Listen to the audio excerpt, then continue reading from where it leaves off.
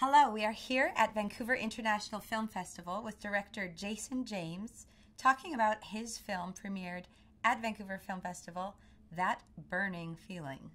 Jason, hello. Hello, First Weekend Club. Tell us about your film. That Burning Feeling. It's a romantic comedy about the least romantic thing possible.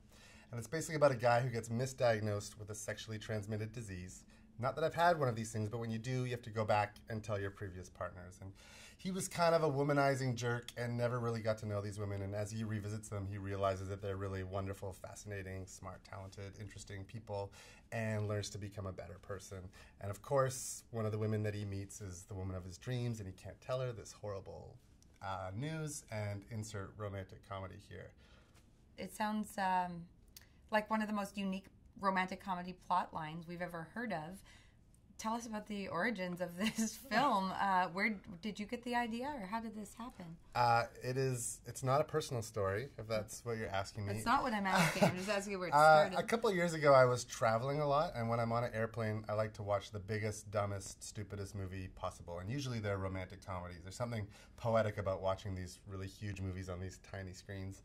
And so I'd watch a lot of romantic comedies and would, just see the similarities in these stories and the character arcs and the structures. And I just kind of had this idea, can you make a romantic comedy about the least romantic thing possible? And I called up a writer friend of mine who I went to film school with, Nick Cheaton, and just kind of posed a challenge. Could we do this? And that's where it all started.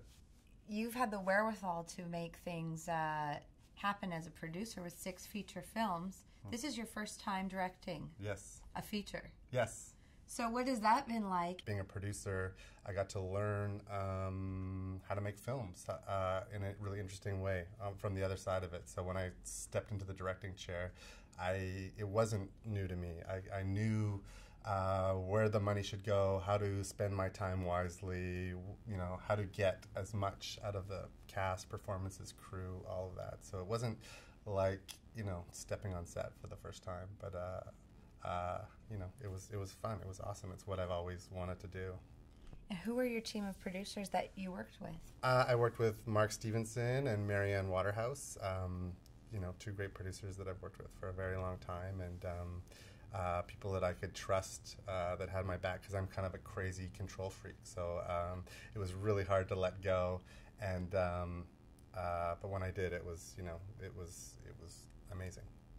The film has been getting really great buzz and buzz during the festival, and it's been nominated as one of the BC Spotlight Must See BC Awards for first time directors. Yes. So what has that been like? Cool. I mean, I'm really proud of this film. I'm really excited to show it in my hometown. The film, after Vancouver, is going off to Austin Film Festival, and then early in the new year it will be released in movie theaters across Canada. It's then going to air on the Movie Network and Movie Central, and the film's also got a couple of US deals on the table right now, so it's going to get released in the States too. So it's going to do its thing. So Jason, tell us, with this unique subject matter, and as a producer trying to make this film happen, how do you pitch something like that, especially when it's really kind of never been done? Mm-hmm. How do you get the money for that, or convince the people this is the movie to support us making? Yeah, I mean, I learned a lot about how to pitch this movie and talk about this movie in the 3 or 4 years we developed it.